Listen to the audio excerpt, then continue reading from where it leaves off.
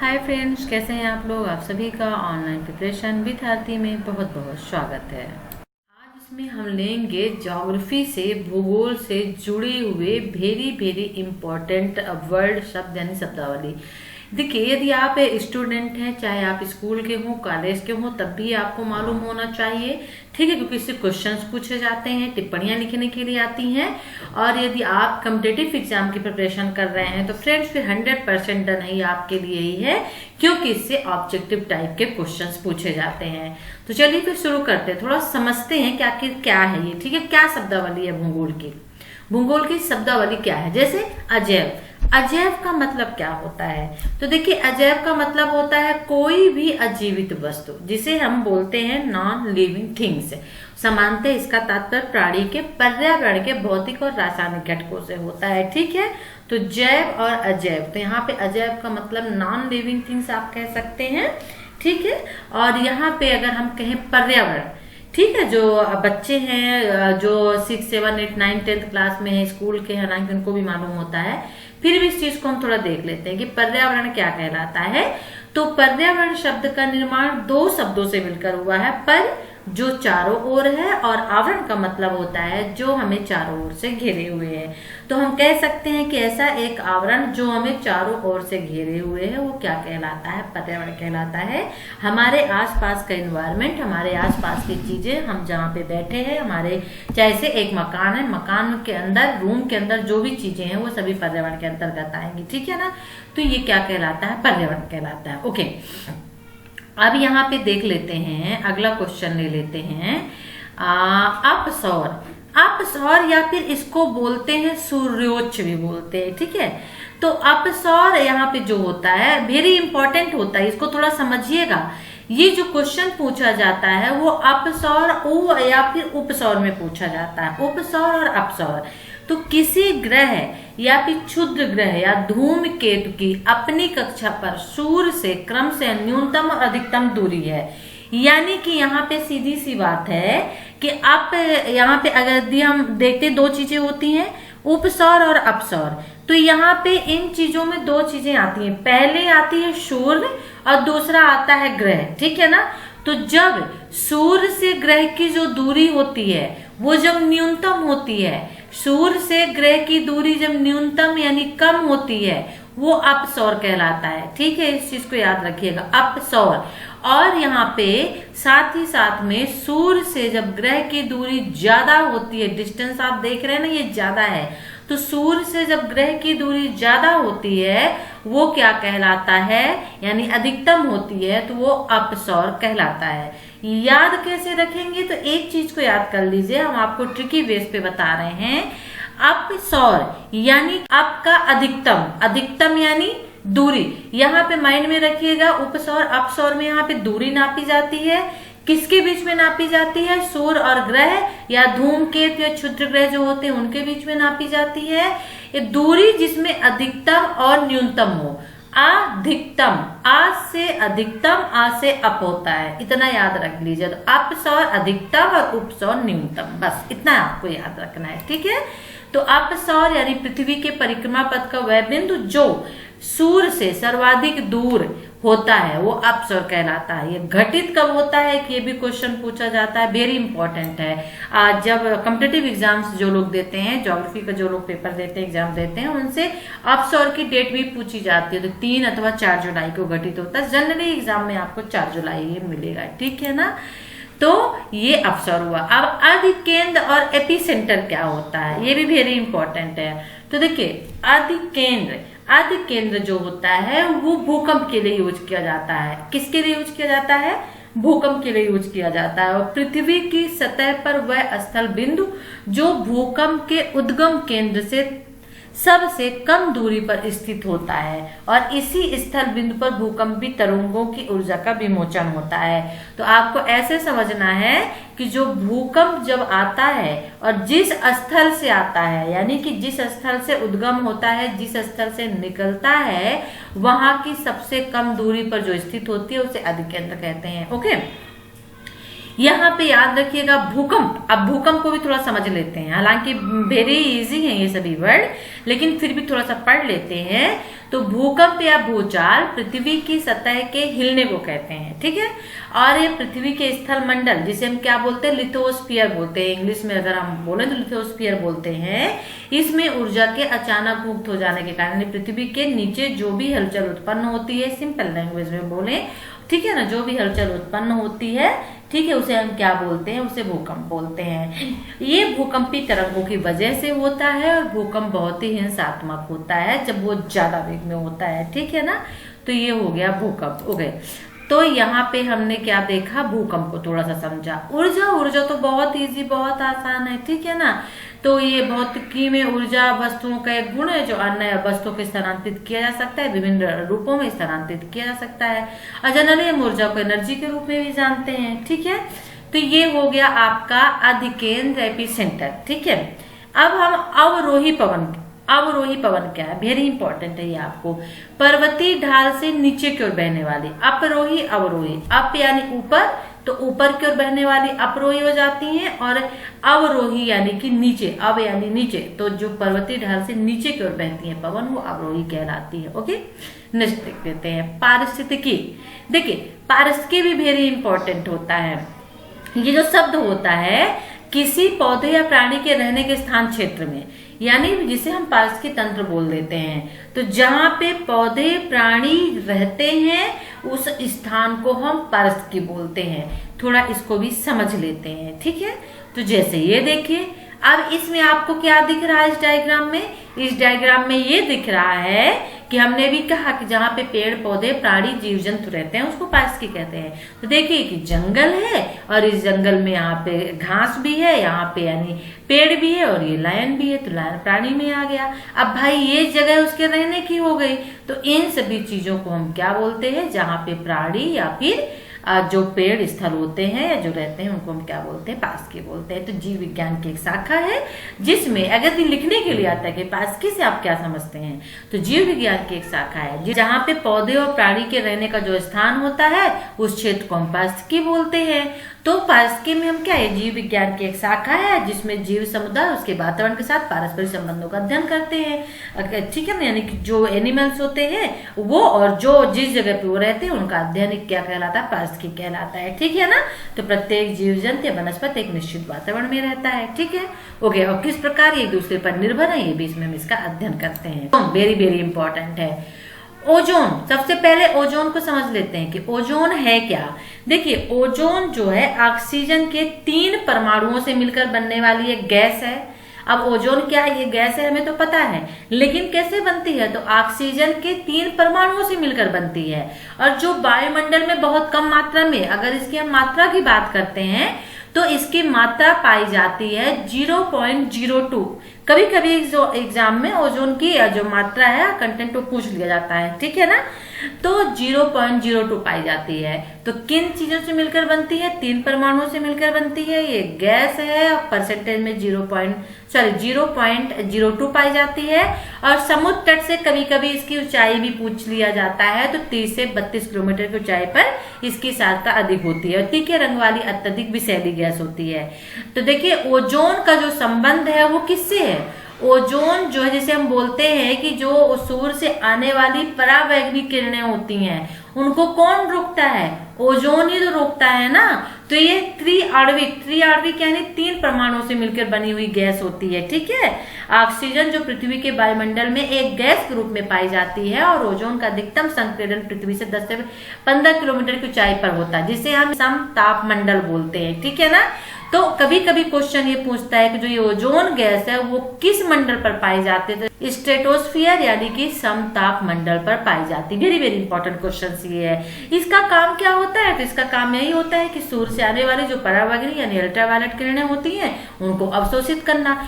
क्योंकि यदि सूर्य से जो परावैंगनी किरणें आती हैं, अल्ट्रावायलेट किरणें आती हैं, उनको यदि ओजोन नहीं रोक पाती और वो डायरेक्ट हम पे आती और हमारे इसका जो इफेक्ट होता है वो ह्यूमन पे ज्यादा पड़ता कि हम हमारी जो आंखें हैं हो सकता है कि हमें दिखाई कम दे, या हो सकता है कि हमारी जो स्किन है, हमारे स्किन में जो है त्वचा जो स्किन कैंसर होता है उसके होने के चांसेस ज्यादा होते हैं, ठीक है ना।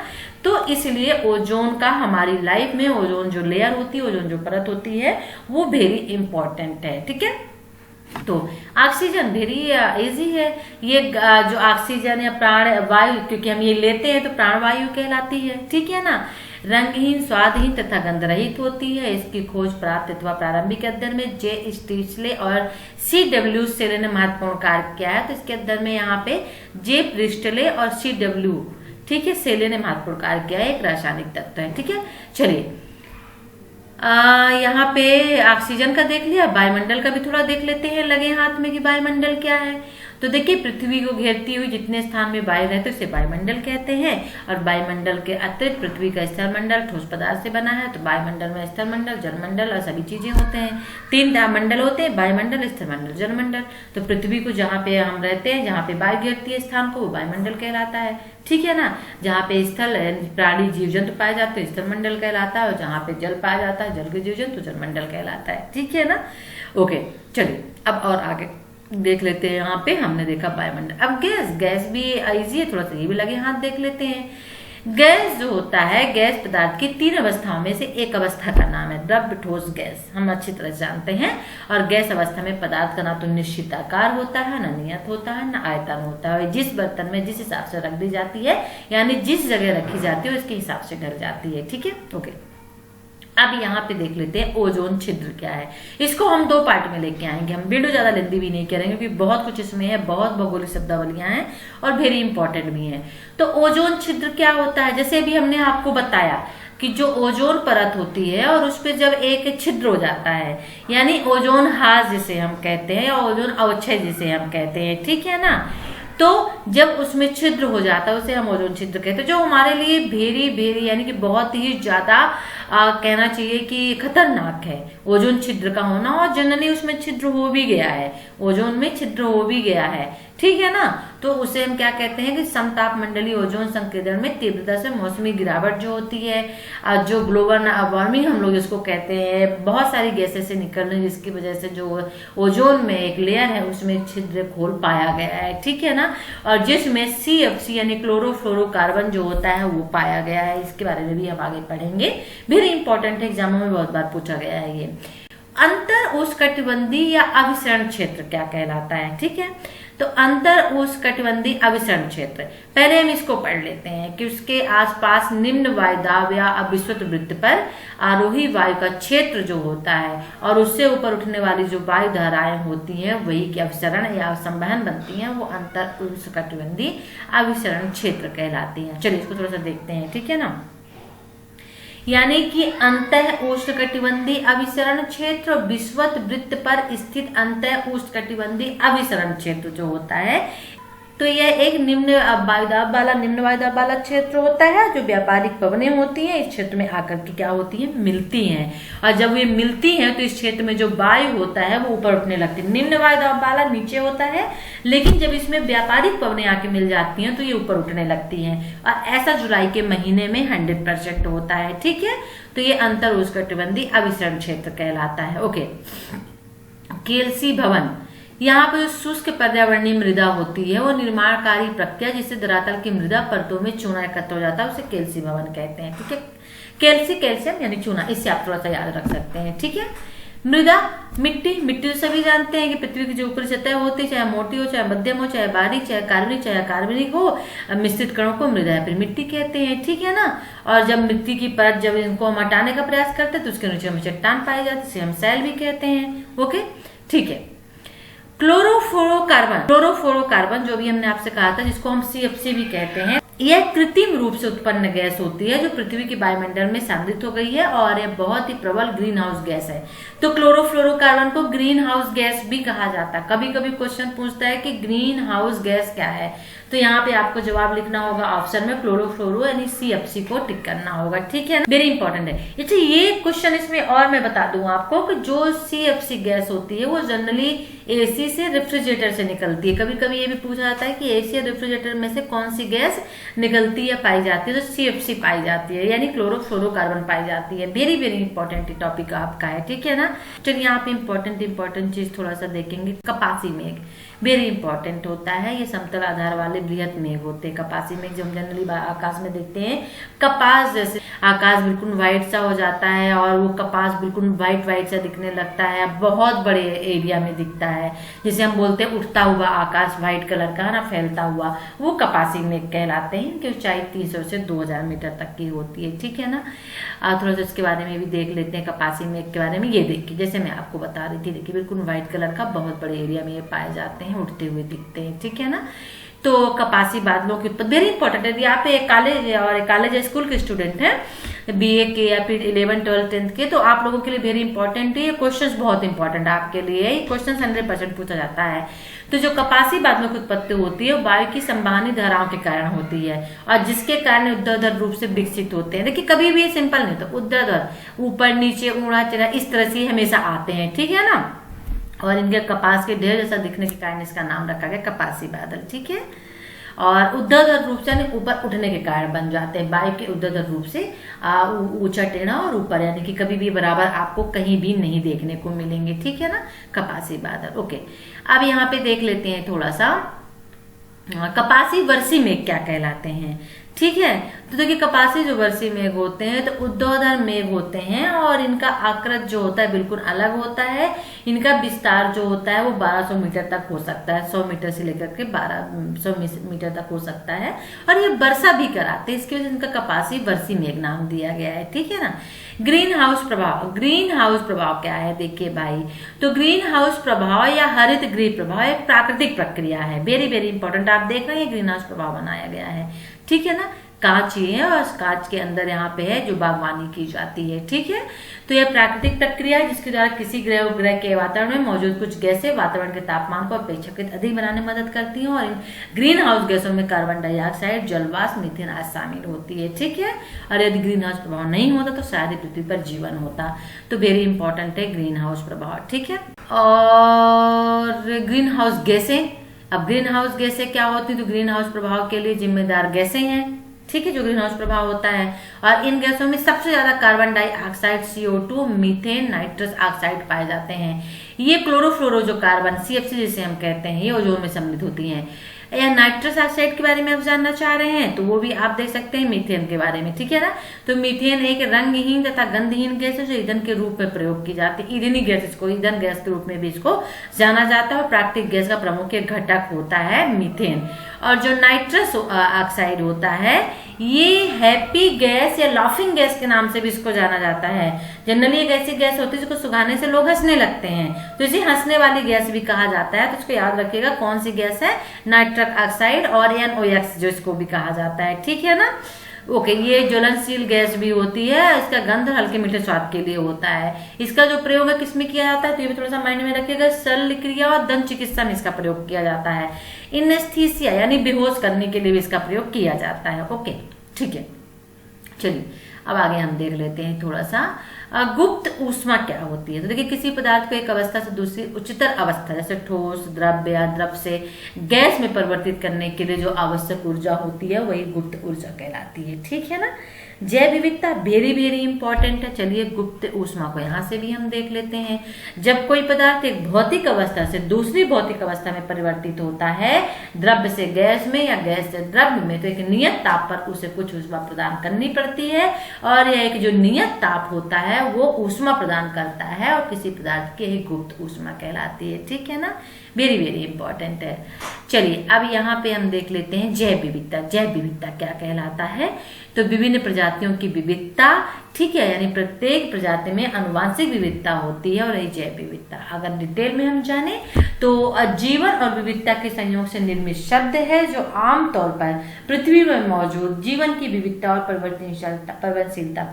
परिवर्तनशीलता को संदर्भित करता है। ओके, यानी जहां पे कि आप वायुमंडल ले लीजिए, सॉरी जलमंडल, और आप देखिए कि जलमंडल में सभी तरह के जीव जंतु रहते हैं, स्थल मंडल में सभी तरह के जीव जंतु रहते हैं, वही जैव विविधता कहलाती है। ठीक है। जीव भार एक समय विशेष के अंतराल पर समांतर प्रति इकाई क्षेत्र जो मापा जाता है उत्कों का, वो जीव भार कहलाता है।